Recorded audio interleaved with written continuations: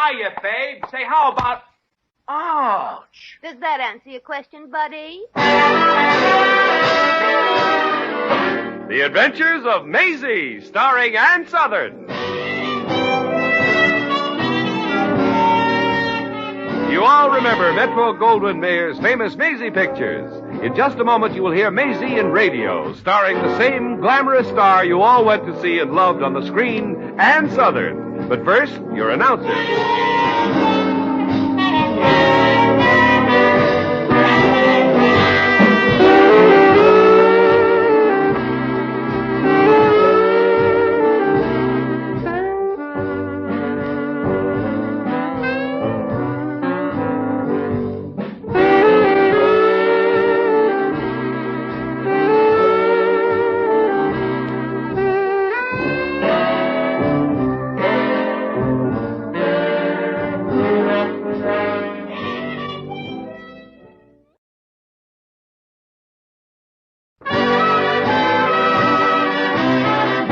And now, here's Ann Southern as Maisie. Yep, I'm Maisie, like the man said. Maisie Revere of Brooklyn. And I guess you know I'm in show business. You know what that is. The most exciting way of starving yourself to death. I've been looking around in radio lately, so I was on my way to see Mary Jane Appleby, who plays the lead in the soap opera, Mary Jane's Other Husband. Or can a girl over 30 still find happiness in spite of her advanced age? Mary Jane used to be in pictures, and I knew she'd help me if she could. So I was walking over toward the studio when a bus stopped, the doors opened, and the driver and one of the passengers got out. It seemed to me to be Max Gubernick, a guy I used to work for in a Hindu mind-reading act. He had on his turban and everything. So you're gonna have my head chopped off, are you? Yes, but a little bit at a time. Wise guy. First, your right ear will be sliced off and fed to the sacred crocodiles. Then zip your left ear, and I will toss it to the royal vulture. Look, buddy, I don't like you fortune tellers, and I'm gonna change your face around a little. Dare to touch me, you dog, and lightning will strike you down. Holy smoke. Wait a minute. Let me through now. Just a second, driver. Stop. We've got enough trouble without you starting another war. Listen, sister, this is a free country, and I can start all the wars I want to. Come on, Now, buddy. wait a minute. Not with this man. Why, he's a royal visitor in New York. He's Harun al-Rashid, the Sultan of Baghdad. I don't care if he's Anababi. I'm going to strain him through a sewer grate. Only a sultan, young lady, you insult me. Come on, put up your Duke's towel head. Later. I am His Royal and Imperial Highness, the Maharajah of Downpour, the Sakwara Plurgash. I am His Awesomeness, the Nematode of Groomba. Don't overdo it, Max. Look, driver, you're tying up traffic. Get back into your bus before the police get here. Nothing doing. I'm going to tear this guy apart. Get away from him. Help! Oh, quick, Max. Here comes the police. Where do we go? Hey, taxi. Come on, Max, run. Central Park, driver. Don't waste any time. Phew. Max Gubernick, so-and-so. You sure made it tough for me to rescue you back there. Now, let's drop that English accent, huh? This is not an accent. I went to Cambridge, and so did my son after me. And, young lady, I am not Max Gubernick. I am not Max anybody. Oh, now, come on. I know that little beard isn't real. I'll bet it comes right off. Oh, holy smoke, you grew a real one. Well, Max, you remember me, Maisie Revere? I worked in your mind-reading act at the Saltwater Hotel in Florida. Miss Revere, I will overlook the fact that you pulled my beard, every single hair of which is sacred in my country. But stop calling me Max. Well, who in the world are you then? You can't really be all those important people you said you were, can you? Certainly. I am a lot more people, too. I am the God of Gorbish, King Protector of Karagul, the Shambul of Scheherazade, etc., etc.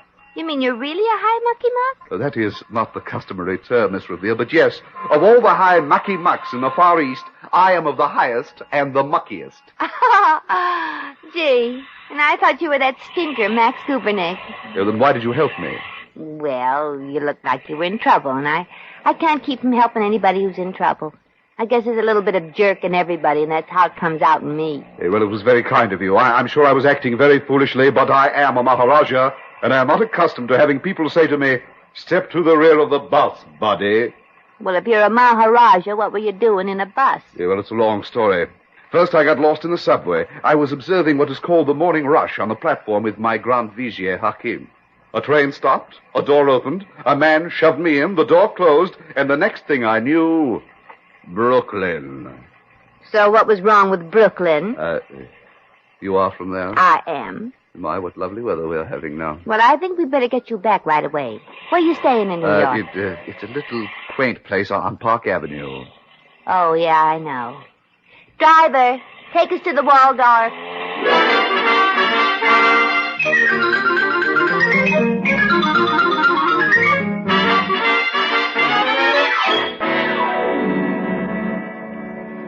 You mean to say you came all the way over to this country to break up the romance between your son and an American girl? Yes, Maisie, it would be very bad. I am not a young man. Someday Benegal's country will need him, and he will be over here with his wife. Yeah, but Maha, what if they're in love? Love, there. Well, now, just a second. You can't talk that way about love in America, Maha. We consider love almost as sacred as hot apple pie or cold beer.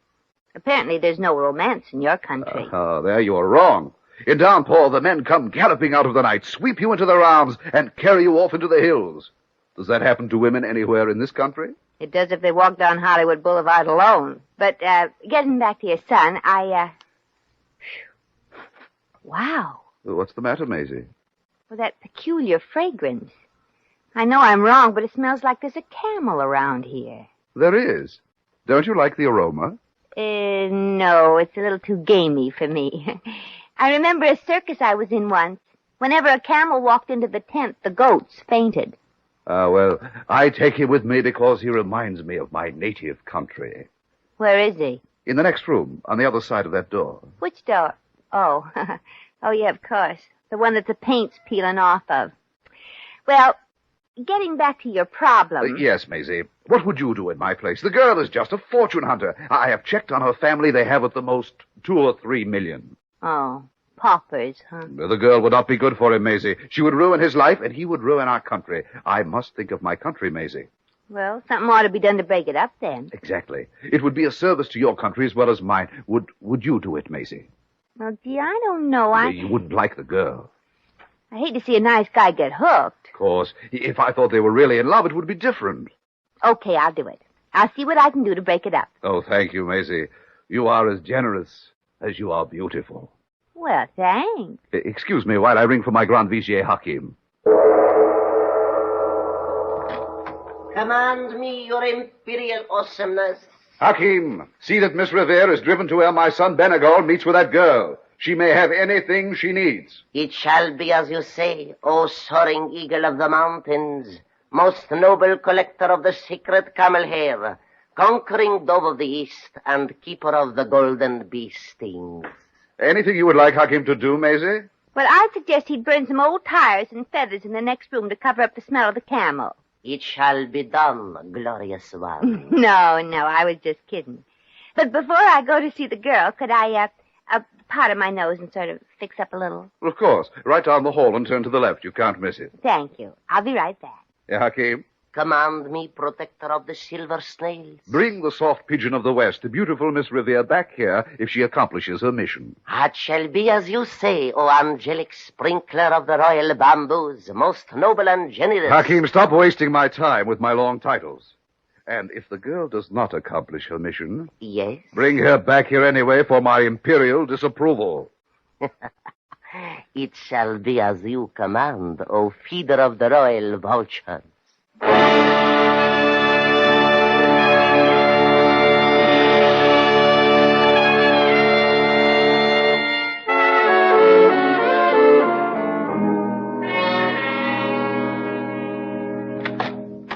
Good afternoon. I wonder if Miss Nancy Vanderbilt is home. No, and I'm afraid she never will be again. Really? Well, what do you mean? She's just zipped off with Prince Benegal to get married at City Hall, and she won't be Miss Vanderbilt very long. Holy Pete.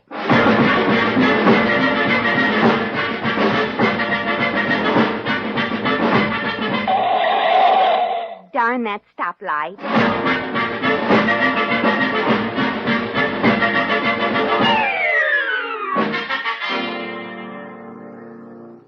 You mean mean you're Nancy Vanderbilt, the awful girl he's going to marry here? Well, yes, but it isn't a very flattering description. Oh, well, I'm sorry, I didn't mean that. It's just that I got the idea that you were sort of the face in the bottle of ant poison. Well, Father's pretty upset about us, and he said some things about Nancy you'll have to apologize for later. Gee, you kids have sure thrown me a curve. You're both swell. I can't break up a combination like this. You haven't a chance. Oh, but you could help us if you wouldn't mind. Sure. Next. We need a witness. Would you be our witness? Why, sure. What have I got to lose? Well, maybe I'll find that out when I explain this to the Maharajah.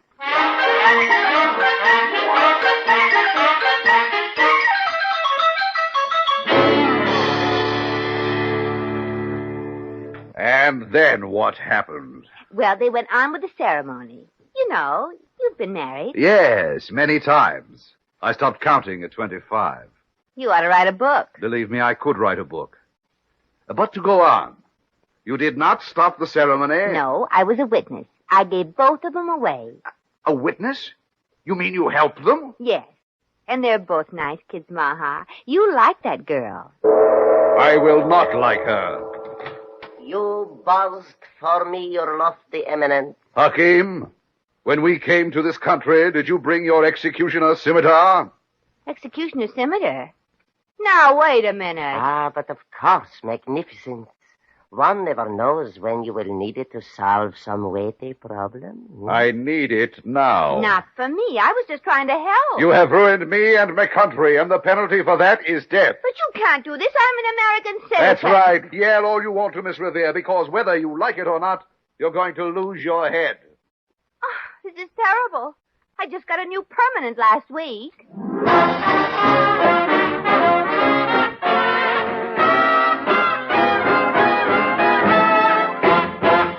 The Adventures of Maisie, starring Ann Southern, will continue in just a moment.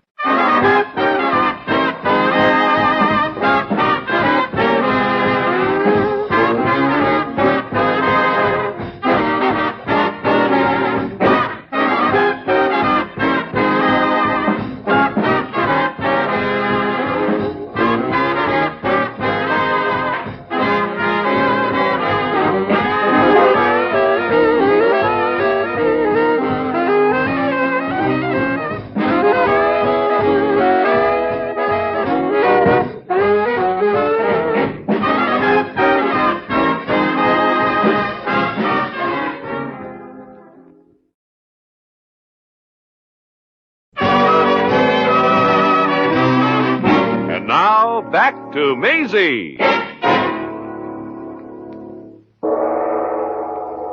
I, His Royal and Imperial Highness, the Maharajah of Downpour, the Sakwar of Plurgash, the Jeddah of Karagul, the Nematode of Grumbar, and many other illustrious things too numerous to mention, hereby condemn Maisie Revere to death by the sword, the sentence to be carried out as soon Now, wait. You cannot do this to me. We're here in America, and you're talking like a story out of the Arabian Nights. Miss Revere, wherever his majestic dazzlement happens to be, that is a little bit of his country. Right here in this room, he has complete powers of life or death. I don't believe it, but you can prove it to me by dropping dead right now. Hakim, go out and put an edge on the scimitar. It shall be as you command, O illustrious trainer of the Imperial Hyenas. It will take me only a moment. Now, look, Maha, this is ridiculous. Those kids were going to get married no matter what anybody said or did. You could have stopped them. Now you must pay with your head. Gee, I think you're really serious. I am. When Hakim comes back, have you any last request? Well, gee, let me think. Now I know how Scheherazade felt when she started to tell those stories about... Hey. What? Nothing. Tell me, have you ever heard Mary Jane's other husband on the radio? Well, no. Is it a funny story? Oh, very funny. You'll die crying. Oh. As my last request, I'd like to tell you the story. Go ahead. Well, first I'll have to tell you what's gone on before and who the characters are. Oh, bully.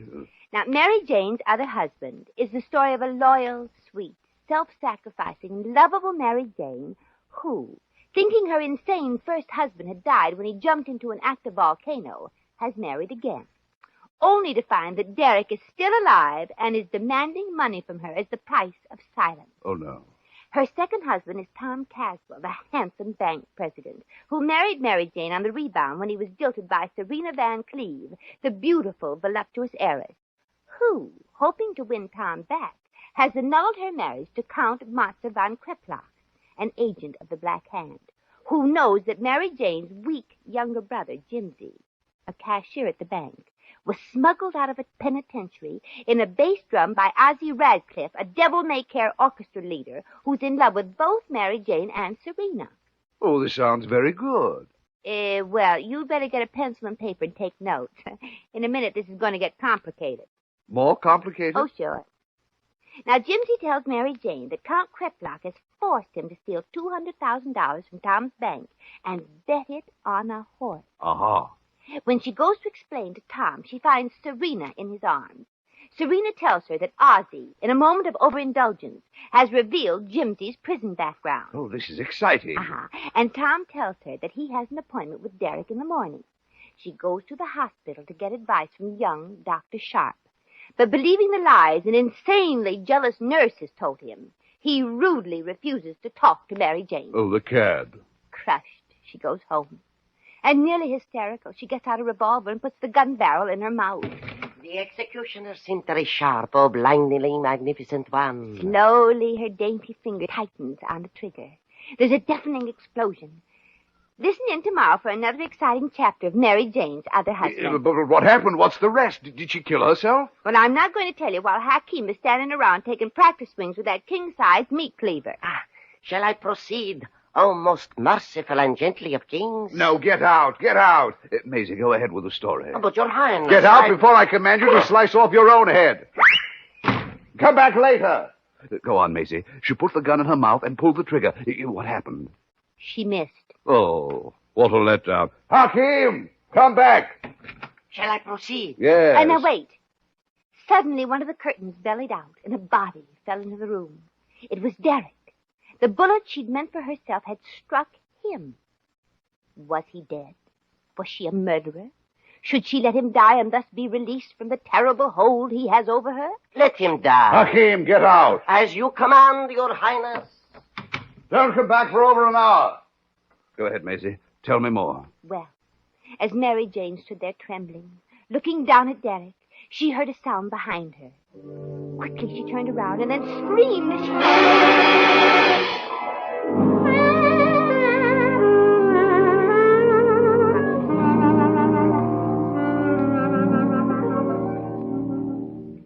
Oh, no, Mary Jane cried. You can't take my little girl away from me. You can't. She needs me and I need her. Oh, this is terrible.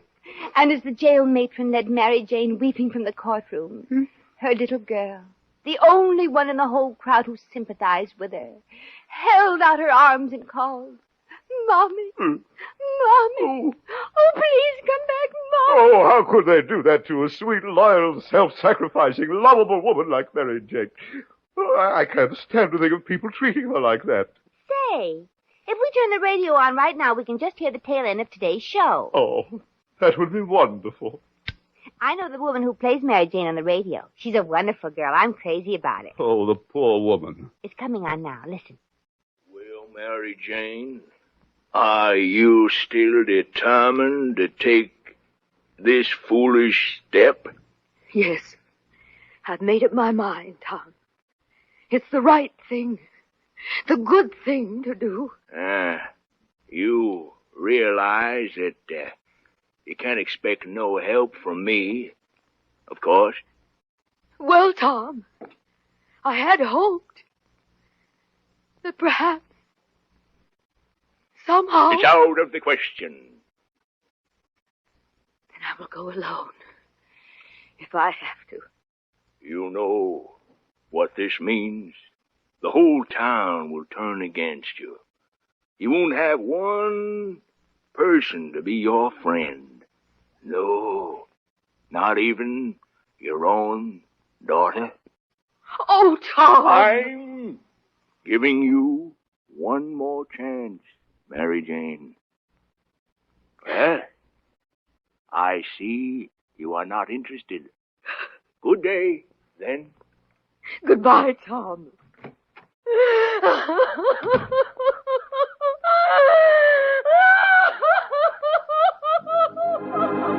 Poor, sweet, loyal, self-sacrificing, lovable Mary Jane. Are you going to throw away your whole life just to help a woman who, even now, is plotting to steal your daughter from you?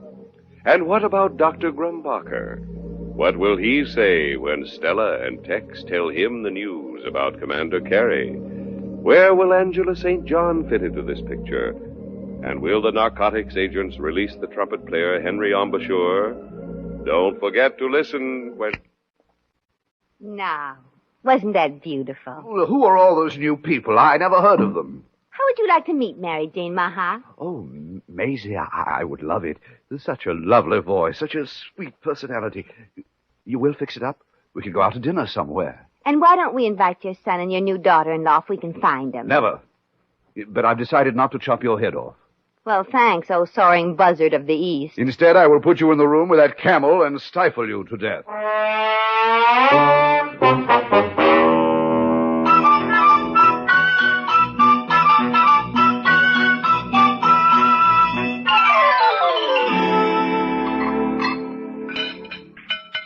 Oh, your country sounds perfectly wonderful, Your Highness. Yes, it's a swell place, Mary Jane. If Maha here doesn't like you, Yes.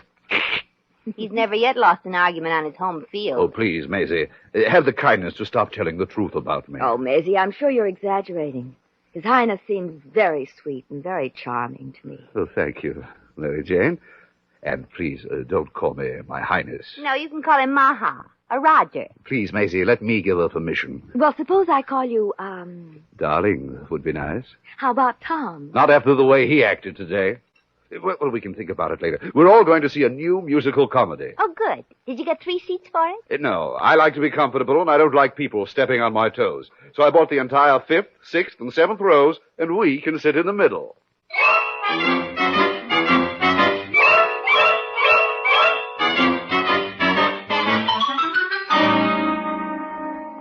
Oh, gee, Maisie, I just don't know what to do about Raj.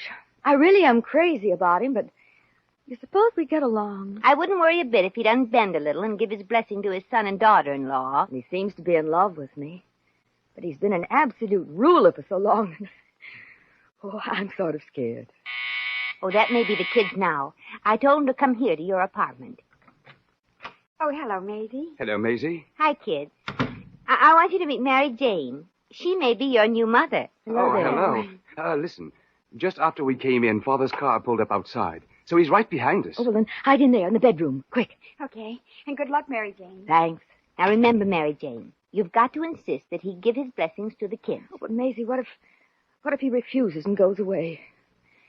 I think I'd almost die if he did. Oh, look, you've almost died so many times in the air, it ought to be old stuff to you. But I never liked it. Now, remember, don't give in.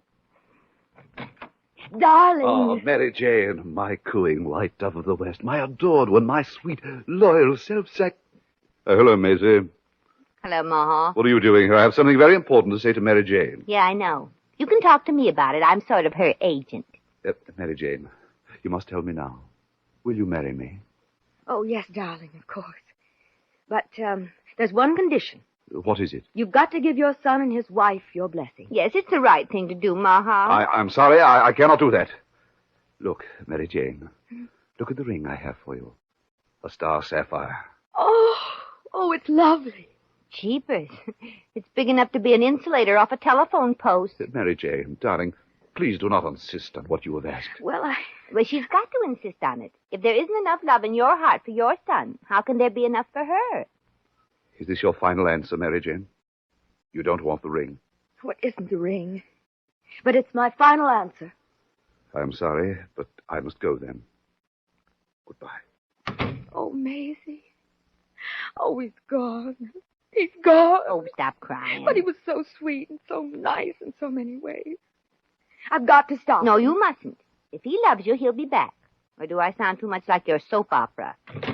I'm back. I have to come. See there? Oh, darling. I will give them my blessing. Tell them to come out of the bedroom. Why, Maha, you knew all the time. Naturally. Hello, son. Forgive me for being so foolish. Father, forgive me for being so hasty and allow me to present your daughter-in-law. I'm glad to know you, Your Highness. Well, you're much nicer than I thought. Here's your ring, my dear. And Maisie, here's a ring for you, too. Oh, well, this is beautiful.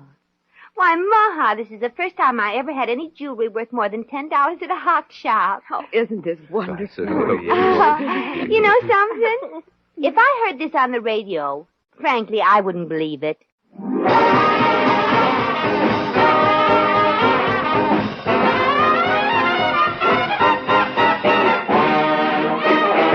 In just a moment, we shall return to the adventures of Maisie.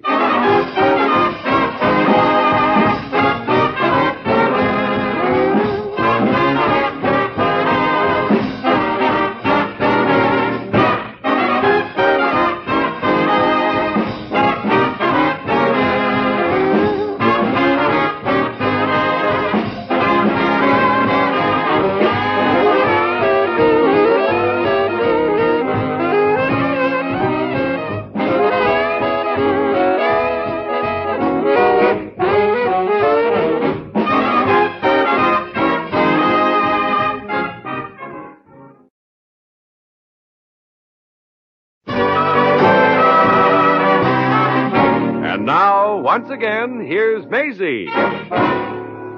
Well, it was a beautiful wedding. The Maharajah's son was his best man, and Mary Jane looked lovely. So did her bridesmaid, if I do say so myself. And right after, they left on their honeymoon. Mary Jane wanted to see the world while there still was a world. Of course, they had to get a new Mary Jane for the radio show, and I tried out with a few other girls. As you may have noticed, if you listen to Mary Jane's other husband, I didn't get the job. The girl who got it has a pretty terrible voice, but she's got a very special talent. She happens to be the producer's mother. Well, come on, Feet. There must be a job for us somewhere. Let's go.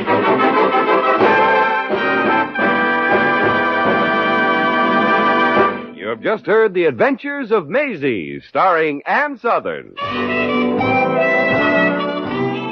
Maisie was written by John L. Green. Original music was composed and conducted by Harry Zimmerman. Supporting cast included Hy Averback, Sidney Miller, Lorene Tuttle, Sammy Hill, Bob Cole, Ted DeCorsia, and Peter Leeds.